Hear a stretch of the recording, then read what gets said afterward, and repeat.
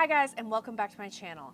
If you're new here, a little bit about me. My name is Cassie and I became the first woman on record to travel every country in the world. So on my YouTube channel, I talk about the countries that I've traveled to around the world.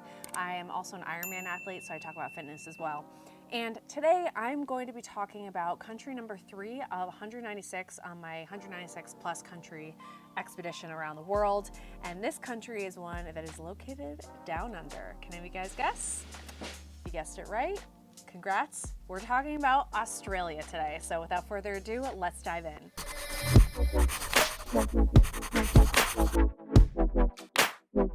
If you haven't subscribed, please be sure to do so, as I post some pretty awesome stuff on this channel.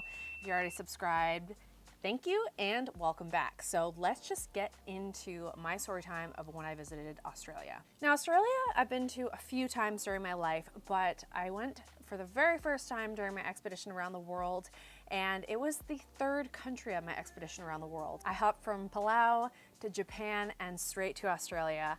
That was a pretty quick trip of the first 3. But let's talk about Australia. So I went during my expedition, and I also went one other time during my expedition. So the very first time I went was to the Gold Coast, and then I came back and went to Sydney because I had scheduled meetings with SKAL dignitaries. For those of you who don't know, SKAL International, SKAL, is an organization that supports tourism and peace through tourism. And so I was kind of represented by them during my expedition around the world, not financially, but just being able to meet contacts around the world who are part of SKAL International, which kind of brings people in tourism together and travel. And then the very last time I went was 2019, last year, in January or February, where I raced Ironman 70.3 Geelong. And so I went to Geelong, Australia, and I ended up having a really good time there as well. So all of my experience in Australia has been grand, and there's so many other places that I'd like to visit in Australia. Australia, or otherwise known as the Commonwealth of Australia, is a highly developed country, and it's actually the largest country in Oceania. And there are a lot of countries in Oceania, from Tuvalu to Vanuatu to Fiji, New Zealand, and of course Australia, among many others. Now, the citizens of Australia speak English as their primary language. However, the Australian Aboriginals speak anywhere from 290 to over 360 languages, belonging to an estimated 28 language families. There are actually a lot of different languages spoken in Australia. And while the primary religion is Christian, it's only 52%. So the country is made up of a lot of different religions, from Buddhism to Islam to Hinduism, and so on and so forth. Australia has a fairly dry climate and is very much known for its incredible surfing, reefs, desert, mountain ranges, and of course, wildlife. Any of you guys in love with Steve Irwin and his whole family? Let me know in the comments below, because I loved Steve Irwin and his family's videos. I watch all the time, and I just love them and think they're so kind-hearted. So during my expedition, I visited Brisbane and the Gold Coast. However, I've spent most of my time, when I have visited, in Sydney and Geelong. And a couple highly recommended places to visit that I've been to are Bondi Beach. You really can't go wrong there. And also Lorne, which, if you haven't been, I highly recommend it. I took a road trip down there when I was in Geelong for my race, and it was an incredibly beautiful place. Just the beaches and the cliff sides and the landscapes, just the drive was incredible. I will say I was a little bit nervous driving on the other side of the road, but I got used to it pretty quickly, and I just so thoroughly enjoyed my ride. Lorne is a town on the Great Ocean Road in Australia. Great Ocean Road is that incredible drive that you just must do if you're in the area. There's a popular surfing spot down there, and there's also tons of cute little cafes and shops. The town is known for its arts community, sculptures, etc. And Teddy's Lookout is a great spot to see sweeping views of the river and the coast and everything like that. It's a really special spot. Number 3 I'd recommend is the Gold Coast, because I think it's just a really unique place. The main reason being that you can see the lush tropical rainforests up there, which is really special. They also have some gorgeous beaches, and if you have a family or if you're into it, they have some pretty epic theme parks, I've heard. There's also canals, and it's just a really beautiful spot. I love the Gold Coast. Of course, there are millions of other incredible places to visit in Australia, so please be sure to let us know in the comments below what your favorite place has been in Australia and what you would recommend others to visit.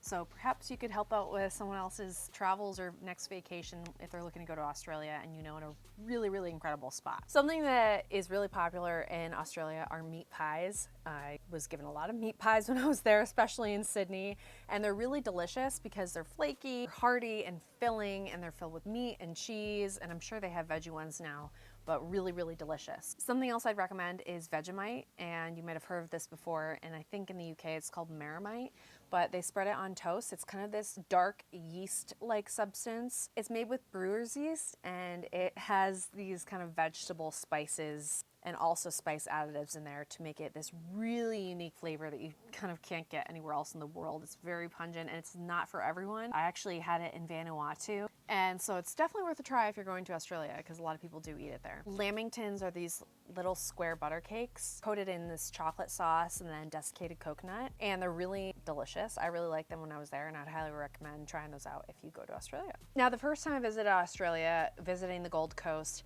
I was only there for a day. I spent the night there. It was really just because I knew I was coming back, so I counted this as like the first time I visited Australia. I really could have counted the other time. It didn't really matter, but I wasn't sure maybe if the skull meeting had fallen through. I knew I'd be coming back to Australia, so I just ended up trying to save money during this very first in and out visit so that I could have the funds to come back when I needed to for a skull meeting.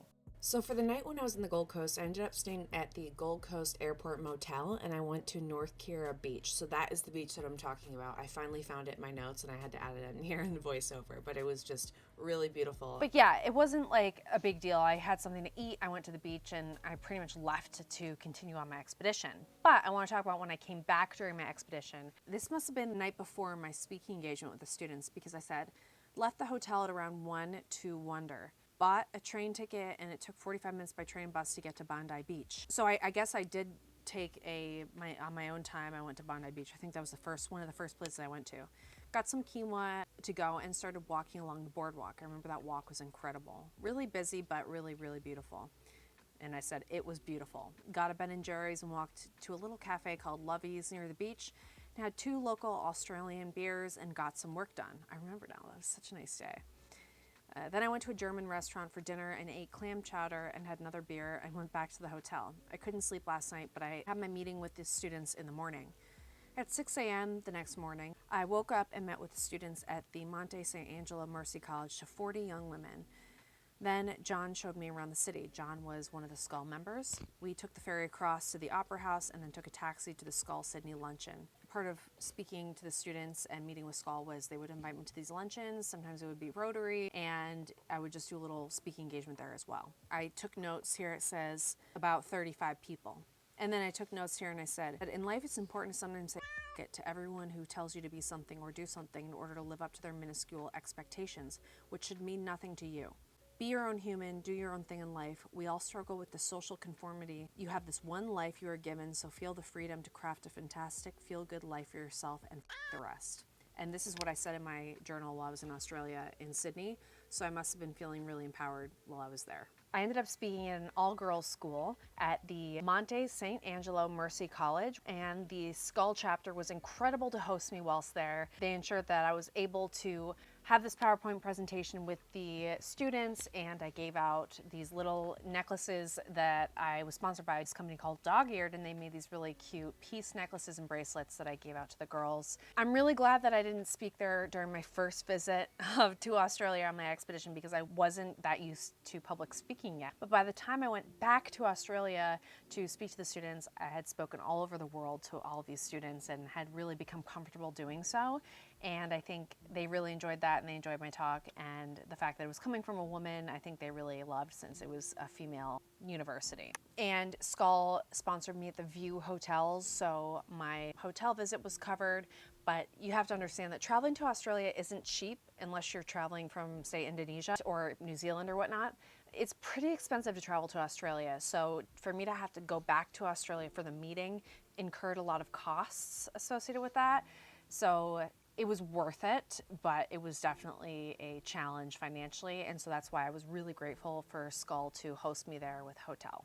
I was there for a few days, and I knew I wanted to be there for a few days to kind of take it all in. And Scala ended up showing me around and showed me the opera house and took me on the ferry. And I realized that people in Australia like to drink, and they like to drink during the day too. And I have heard some Australians say that that's not really the case, but I guess it does vary.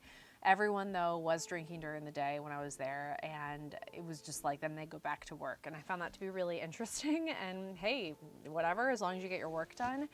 They showed me a really good time, though. We had an incredible time and did the Credo of the Peaceful Traveler to them. And afterwards, because they were so extroverted, the people who I had met with Skull members, they were older than me, but they had so much more energy than me, and they were so extroverted and having so much fun showing me around. I was really excited to kind of check it out and kind of take in Australia in my own time, in my own way, and a little bit more slowly. So I was really excited at the opportunity to go back to Australia, Geelong, last year for my Ironman 70.3 race, which I actually made a vlog on this.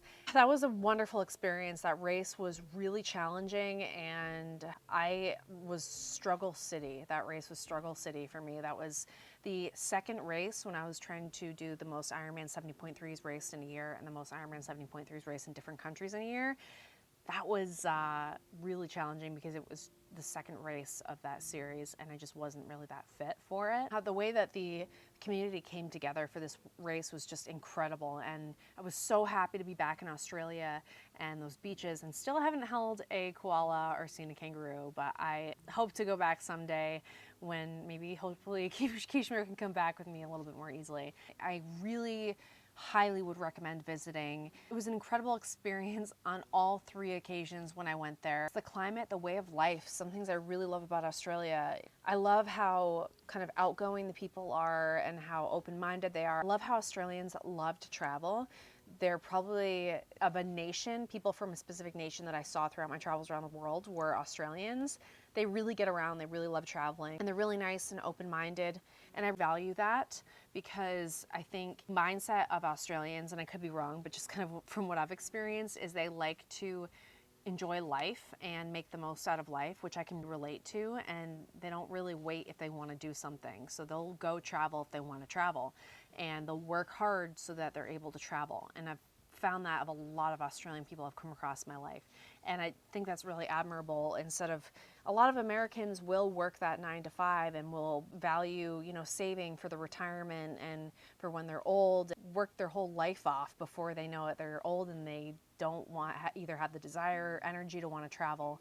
And that's not every American, but that is a great majority of Americans. We value work and we value saving and we value working to the future, whereas in Australia, something that I saw a lot of common denominator, they would kind of work to live in the moment, and you know, they would take advantage of life and go surfing and find the happiness in life and travel, which is what I really value in a culture.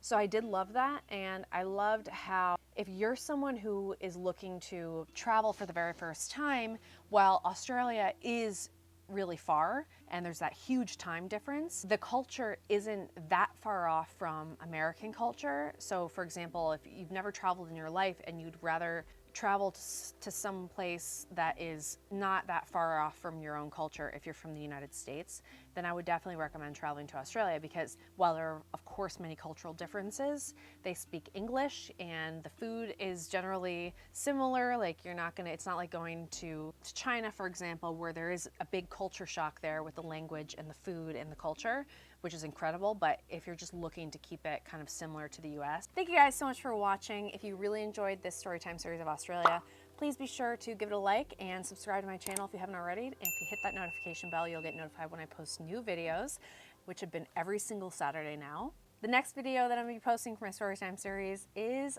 Austria. So keep an eye out for that one. And otherwise, I hope everyone stays safe, and I will see you guys in the next video. Bye.